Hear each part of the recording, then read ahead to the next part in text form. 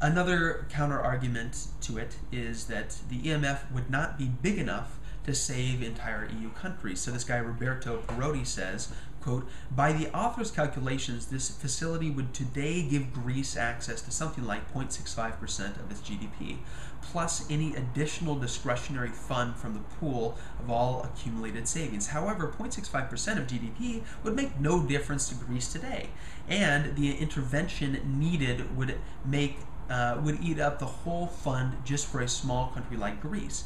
The key problem, the country Spain, with a public debt just above the Maastricht level this year, would have made virtually no contribution to the IMF. In the end, effective intervention, especially when the risk of contagion is high, is likely to depend on the discretion of Germany and other non-problem countries, just as it does now. So again, the EMF probably wouldn't have enough capital in it to actually bail out Greece. Don't you need something like the IMF that has global funds, global contributions from all countries in the world, to effectively bail out any given country, especially in Europe? Another element to the IMF is that it has neutral bargaining power. So in Europe, if a country like Greece is about to default on its loans, on its borrowing, there's a lot of politics that goes around whether or not to bail them out. In something like a European Monetary Fund, these considerations might get a little complicated, and just a lot of biases are involved. With the IMF, it's completely removed from all those politics, and so it has a certain level of bargaining power as a result. Also, another argument: if the EMF were strict, countries will go to the IMF. So you're kind of creating a competitive environment where the IMF and the EMF are in some ways vying for the opportunity to act on certain default crises. So if this strict conditions that a lot of these proponents that the EMF are saying are going to exist, if they are being implemented, then maybe these countries will actually just go to the IMF instead. So again, a little tension possibilities there. And some people say, and I think one of the big drivers of this proposal, the EMF, is that the European Monetary Fund would avoid a foreign IMF intervention.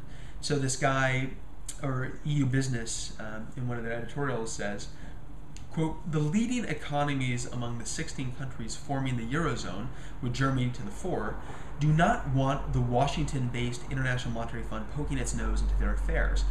So there's a lot of, I would say, concern about just foreign intervention here. And this could be bad that there's this bias against the IMF in this way. I think that we should have a level-headed perspective on what foreigners are.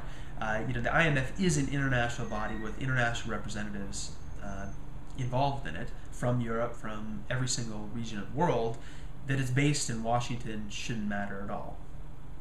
Just like that the United Nations is based in Europe shouldn't matter at all either.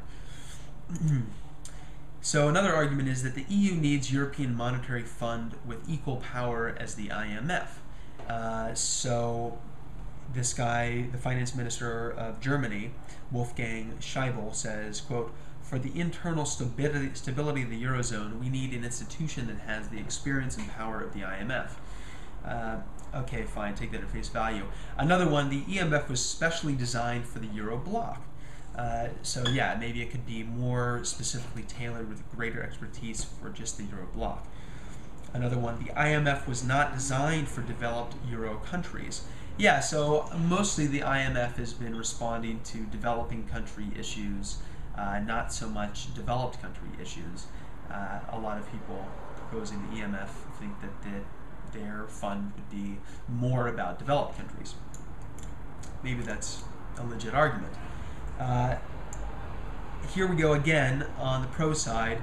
EMF would improve EU fiscal federalism and coherence.